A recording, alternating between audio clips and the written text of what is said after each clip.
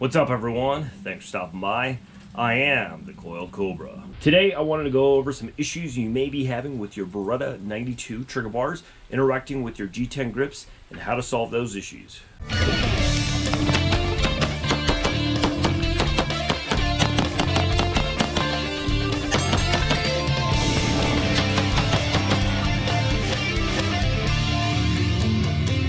Ready, clear.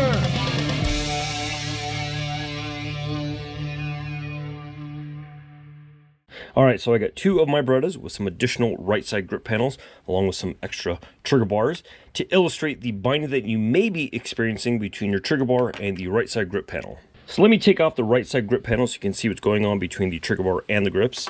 This one here is a regular FS trigger bar. It's not an optimized trigger bar from Langdon Tactical or Wilson Combat trigger bar. It's just your plain Jane trigger bar that comes on any stock 92 FS.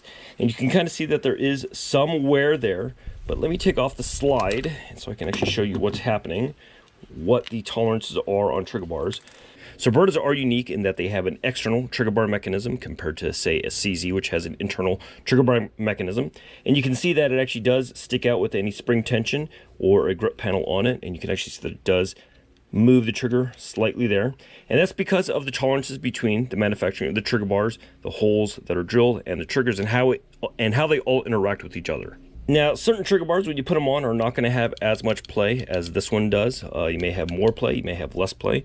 But when I put the spring back in, like so, you can see that some of the play does go away because of the tension. And obviously, when I put on the slide, which the trigger bar is going to be cut into, we'll also change that as well.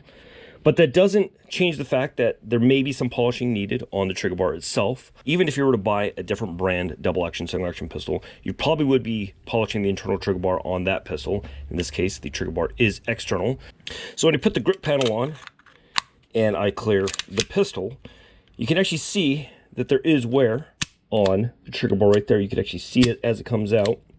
So that is one of the points of contact between the trigger bar and the right side grip panel. When I take it off again, you can actually see right there, that's wearing right in that area of that trigger bar. And you'll see that actually happens also on the Langdon trigger bar. You can see that this is actually coated in nickel, and you can see that the finish has been worn down. And these are the grips that I have been using on it. So you can also see on this, as I pull the trigger, you can see the wear right there. And these pistols, because I have a lot of Berettas, I do rotate them. Cobra!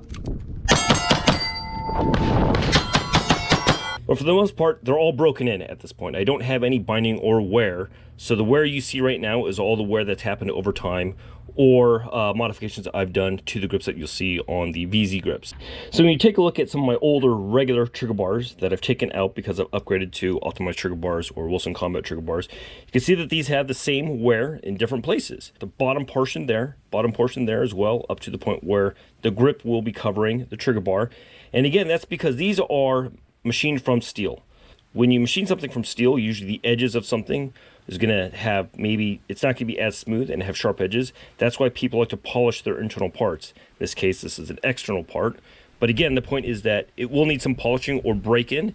And then when I take a look at one of my really old grips, these are probably one of the first grips that I've had before I was using lock grips. These are the Wilson Combat VZ grips, and I had significant binding on these grips. And I actually took a sander, and you can see I actually sanded this down because it was binding so much. I think on this one too, you could actually see because the colors, yeah. I didn't sand this down, but this had significant wear from my trigger bars.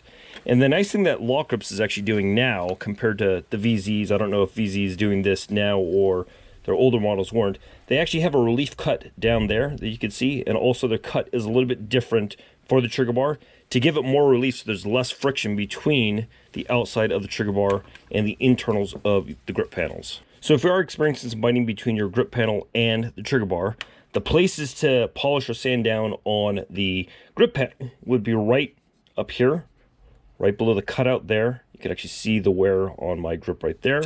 And then on the trigger bar itself, if you take some sandpaper and just take down the edge here, that may have some grit and some grime on it from their factory cut. Because again, when you're cutting steel, the edges aren't always smooth. They may need to be deburred, as they call it, which is basically taking off all the rough edges, and that should fix your problem. Elite 2 Brigadier headshots.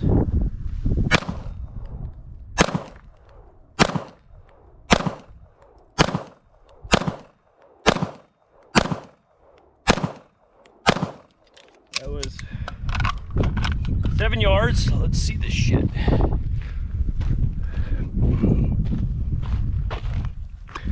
Yeah, Elite 2 Brigadier. Whew. Elite 2 Brigadier with my Lock Cobra grips. Pew, pew, pew, pew, pew, pew.